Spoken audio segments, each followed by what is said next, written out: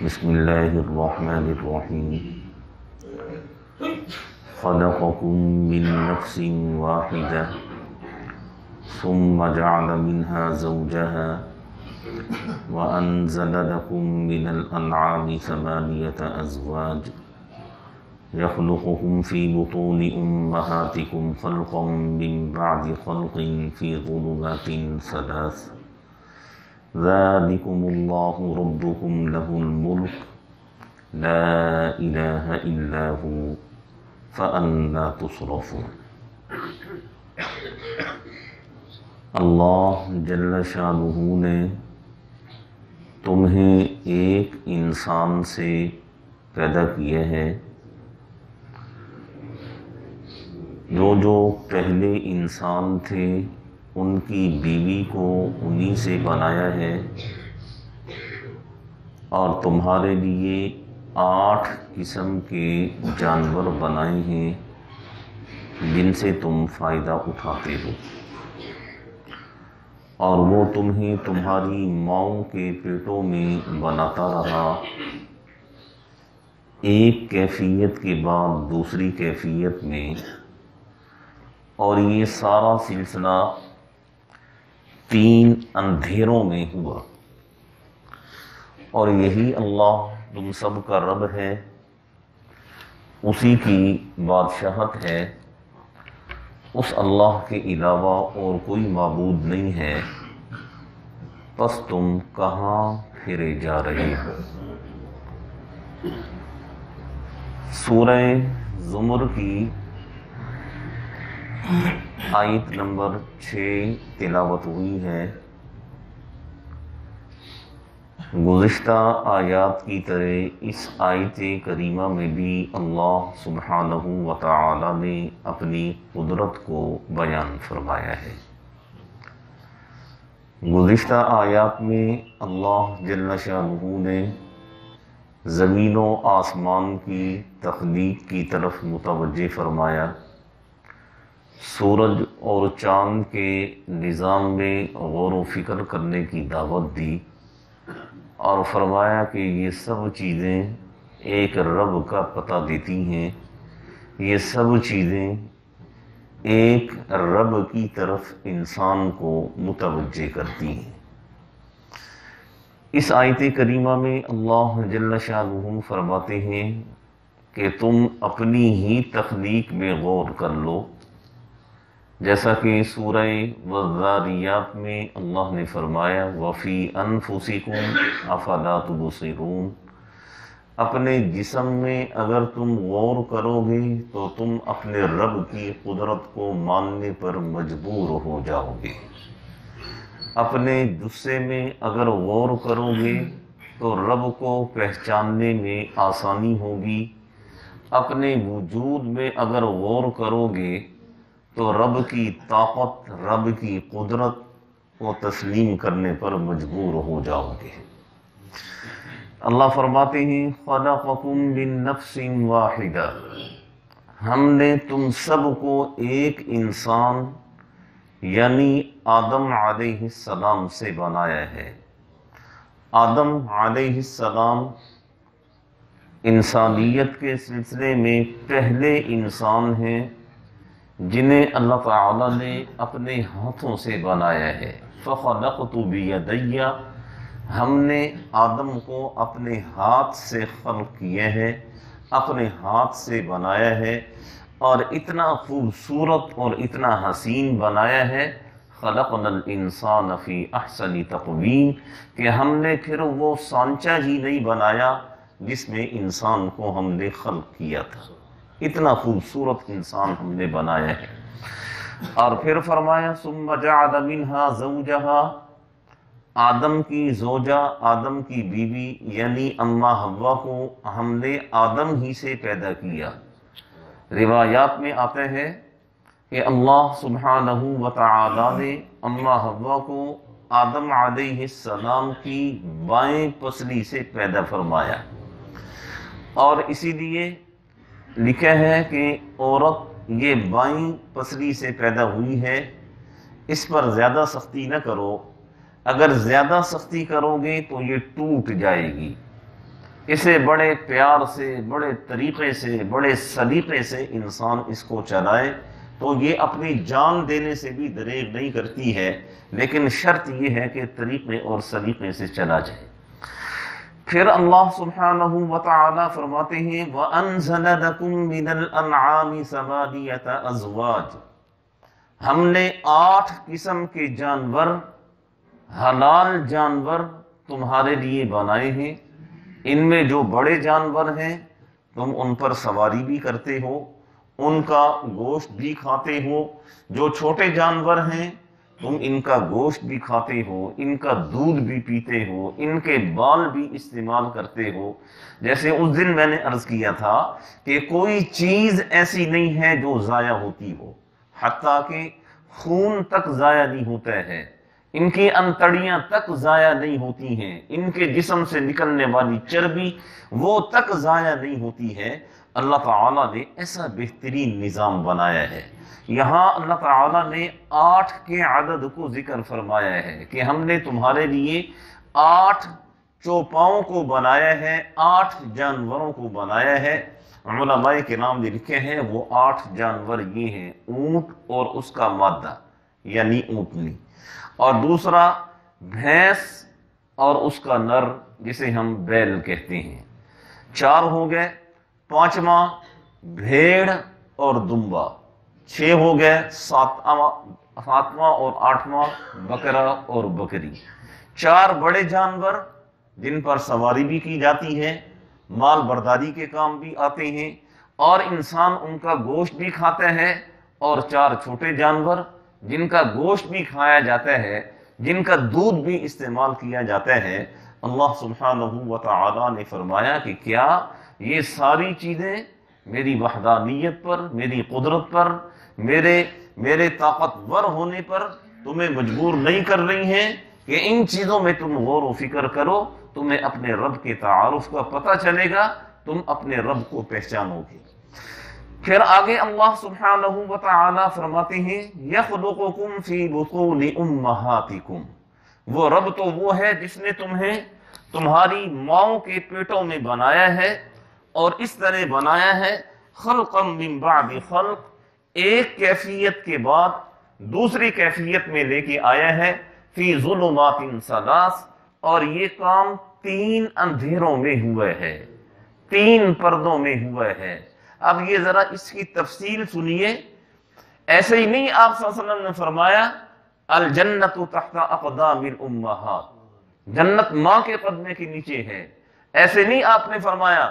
اللہ سبحانہ وتعالی نے فرمایا اف لکم ولما تعبدون، ماں باپ کے سامنے اف تک نہ کرنا، کچھ بھی ہو جائے ماں باپ کے سامنے زبان نہ چلانا، ایسے نہیں اللہ نے فرمایا۔ ماں کی بڑی قربانی ہے، ماں نے بڑی تکلیف برداشت کی ہے، اور ماں نے بڑی مشقت اٹھا کر اس انسان کو وجود دیا ہے، اور اس انسان کو اس دنیا میں آنے کا سبب بنی ہے۔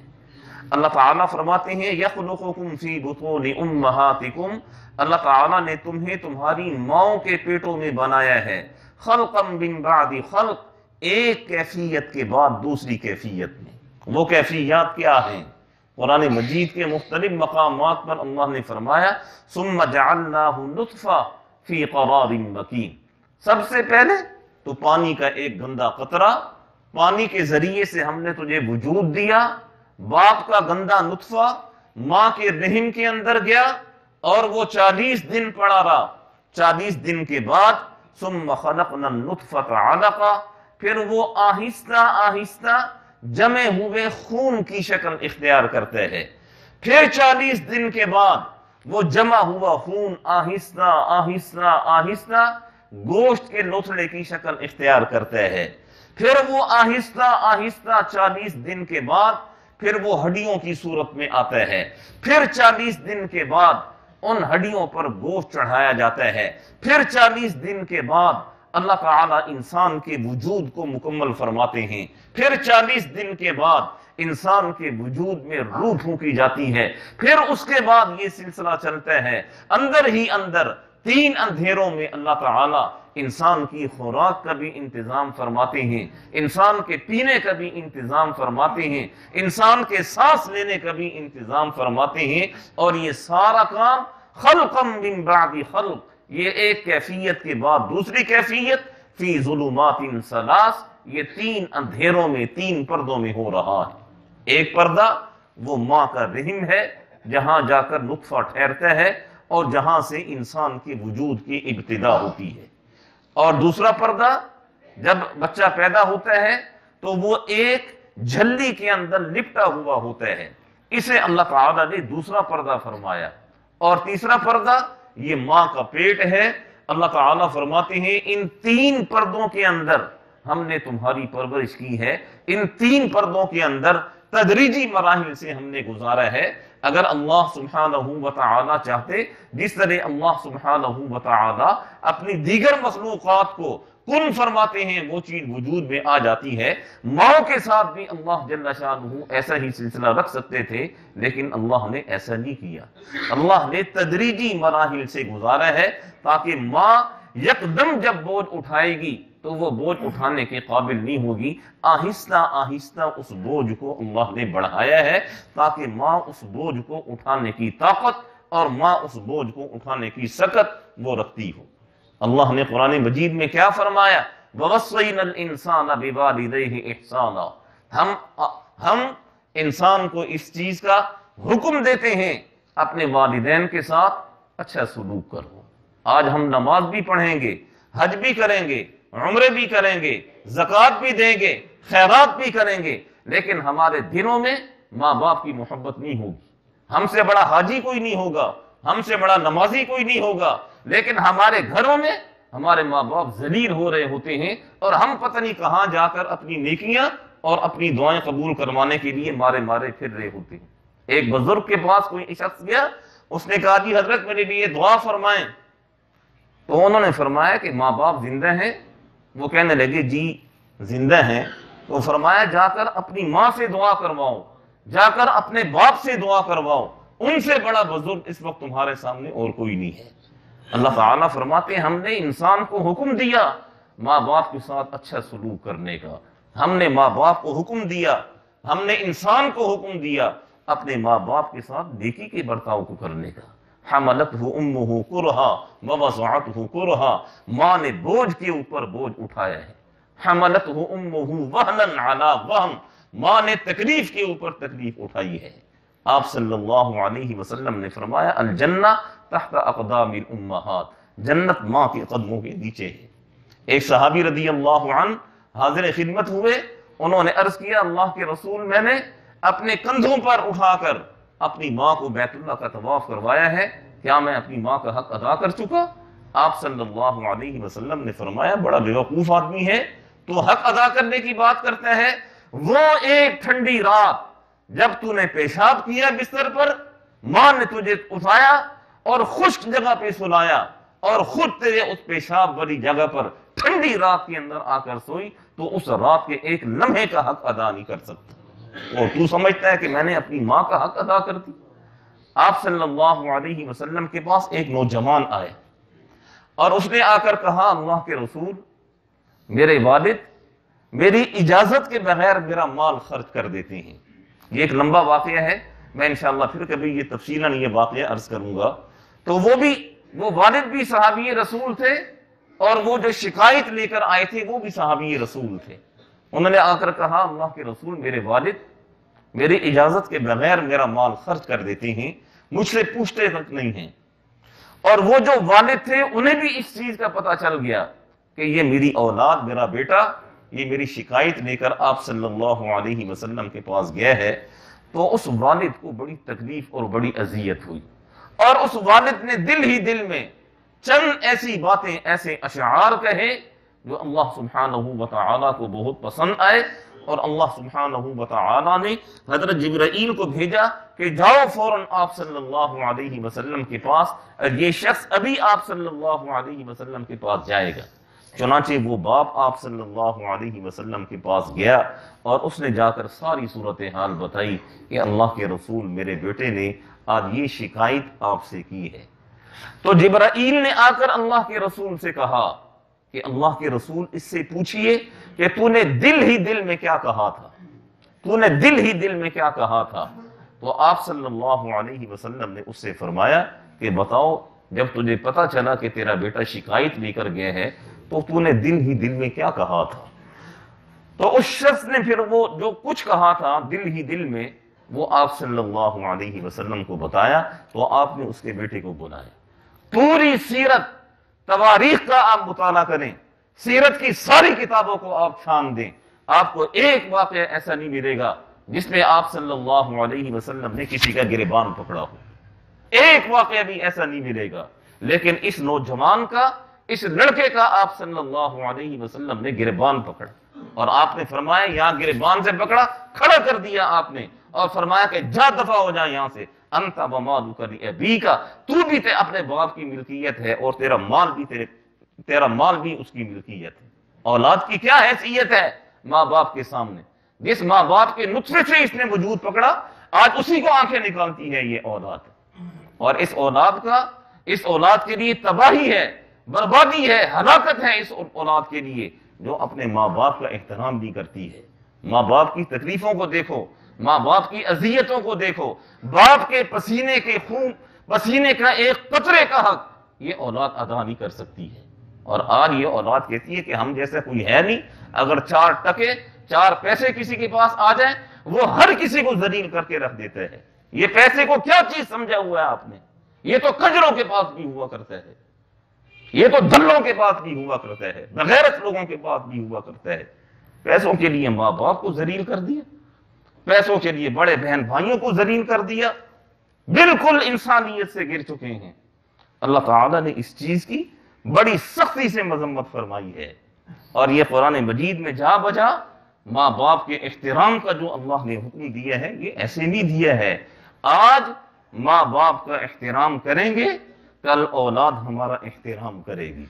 آج ماں باپ کا احترام نہیں کریں گے، کل ہم اپنی اولاد سے بھی اس چیز کی توقع نہ رکھیں کہ ہماری اولاد ہمارا احترام کرے گی۔ یہ تو ایک ہاتھ سے دے دوسرے ہاتھ سے لے، یہ تو نقد سودہ ہے، اس پہ کوئی ادھار نہیں ہے۔ اس دنیا کے اندر اللہ تعالیٰ اس معاملے کو نمٹاتے ہیں، اور آج ایسے لوگ بھی موجود ہیں جنہوں نے اپنے ماں باپ کو اپنے ہاتھوں پہ اٹھایا ہے، آج ان کی اولاد انہیں اپنے سروں پر بٹھا رہی ہے، اور جنہوں نے اپنے ماں باپ کو دکھ پہنچائے، ماں باپ کو تکلیف پہنچائی، وہ پھر اپنی اولادوں سے جب جوتے کھاتے ہیں پھر انہیں اپنے ماں باپ یاد آتے ہیں، اور اس وقت تک ماں باپ قبروں میں پہنچ جاتے ہیں۔ تو اللہ تعالیٰ فرماتے ہیں یخلقکم فی بطون امہاتکم خلقا، ہم نے تمہیں تمہاری ماؤں کے پیٹ میں بنایا ہے، خلقا من بعد خلق، ایک کیفیت کے بعد دوسری کیفیت میں، فی ظلمات ثلاث، 3 اندھیروں کے اندر، ذالکم اللہ ربکم، یہی اللہ تمہارا رب ہے، لہ الملک، اسی کی بادشاہت ہے، اسی کی حکمرانی ہے، اسی کا غلبہ ہے، اسی کی طاقت ہے، سب کچھ اسی کے حکم کے نیچے ہے۔ لا الہ الا ہو، اس کے علاوہ اور کوئی معبود نہیں ہے، اس کے علاوہ اور کوئی لائق عبادت نہیں ہے، اس کے علاوہ اور کوئی مستحق عبادت نہیں ہے۔ فَأَنَّا تُصْرَفُونَ، اے انسان تو کہاں پھرا جا رہا ہے، کہاں ٹکرے مار رہا ہے، کن چیزوں سے امیدیں لگائے بیٹھا ہے، کن سے جا کے مانگ رہا ہے، کن کے سامنے جھولیاں پھیلا رہا ہے، کہاں جا کے تو اپنے ماتھے ٹیک رہا ہے جہاں سے کچھ بھی نہیں ملے گا۔ ساری طاقتوں کا مالک، ساری قوتوں کا مالک وہ رب ہے۔ اس رب کے در پر آ، اس رب کے در پر آ، ایک آنسو بہائے گا سب کچھ تجھے مل جائے گا، ایک آنسو بہائے گا تیری ساری زندگی کے گناہ معاف کر دیے جائیں گے، ایک آنسو بہائے گا تیری تقدیر کو وہ مالک بدل کر رکھ دے گا۔ لیکن شرط یہ ہے کہ اس رب کے در پر صحیح معنی میں انسان آئے، اور صحیح معنی میں آ کر اس رب کے در پر انسان جھکے، دل کے یقین کے ساتھ، دل کے اعتقاد کے ساتھ انسان اس رب سے مانگے تو وہ رب ضرور عطا فرماتا ہے۔ دعا فرمائیں اللہ تعالی ہم سب کو صحیح معنی میں سمجھنے کی، عمل کرنے کی۔